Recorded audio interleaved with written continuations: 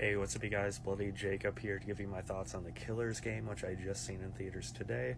Really glad I still managed to see it while it was playing, because this movie deserves a bit more attention, and it has not done well at the box office, and undeservedly so. Um, this is a movie that's actually been in development for quite some time in various forms and stages. Since the 90s, I believe, they've been trying to develop some sort of like adaptation of this book. Um, I think at one point in the early 2000s, Wesley Snipes was going to star. There was a point when Jason Statham, I think, was going to do it in the 2010s sometime, early 2010s.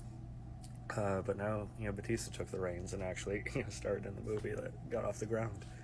Um, Now, since it was originally supposed to come out in the 90s, early 2000s or so, it kind of feels like that because it feels like a throwback action flick. But coming out in 2024, I'm sure something I'll be pointing to as a weakness for the film is that it doesn't feel all that original. There have been how many like hyper stylized, assassin action ensemble movies like this, for however many years now. And sure, there's nothing in here that hasn't been done before. But speaking as an action junkie and a fan of the genre and martial arts, I'm always going to feel and get some enjoyment out of a movie like this. It's the kind of film, like, same with horror, same with anything else. If you like the sort of movie, you're probably going to get something from this one.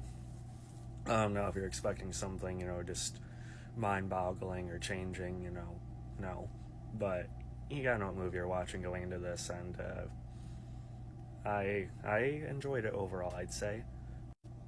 The only way I wouldn't enjoy a movie like this is if the cast didn't work or it was just like horrendous somehow. But no, this was an easy enough watch for me. And aside from just loving action and martial arts movies in general, I'm a big fan of Dave Batista ever since ever since his wrestling days. So I've loved him in the ring, and I've enjoyed seeing him transition into a really genuinely good actor. And I'm really eager and interested to see where his career goes and the trajectory of it in the long run. He just seems to be a genuinely good dude, just in general. And the cast in general is pretty interesting for me, too. You have Drew McIntyre, a current WWE wrestler, who fit in, really well here. He's one of the more believable, tough guys, in wrestling.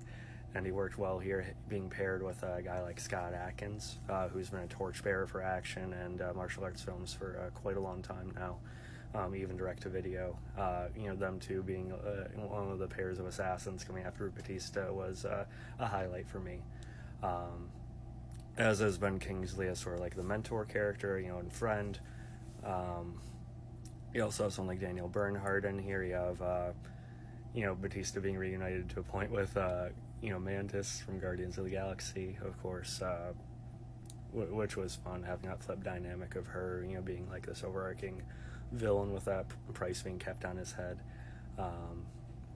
And before we talk about Sofia Boutella, the story of it, while cliche is decent, he finds out he supposedly has this disease and he only has so much time left, so he puts a hit out on his own head.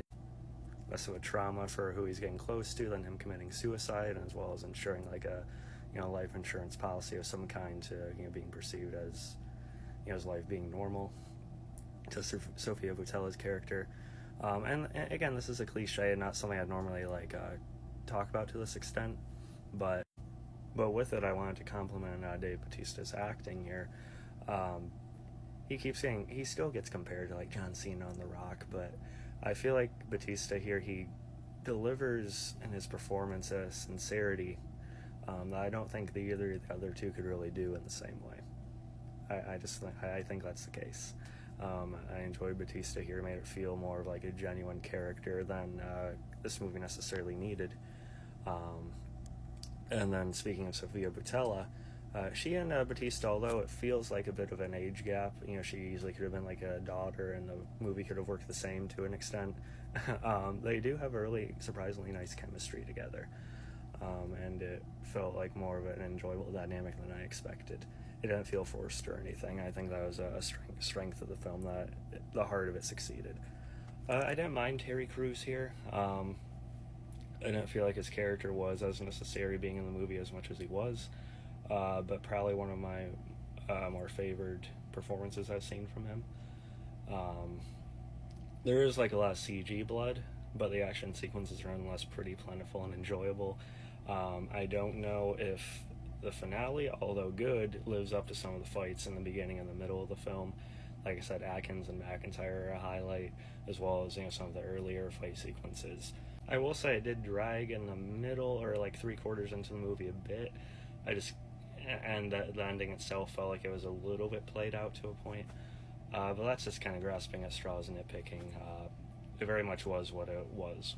It it definitely delivers what it's going for. If you're a fan of these movies, you're gonna enjoy it. I did. Um, I'd give it like a healthy like B plus somewhere in there, easy. Like I said, it's not original, but I can enjoy a movie like this every day if I wanted to. So yeah, it definitely deserves more attention too. It definitely does not deserve to just be flatlining like it has in the box office. So still go support it, please. Follow me on TikTok, Instagram, Twitter, and we'll catch you guys next time.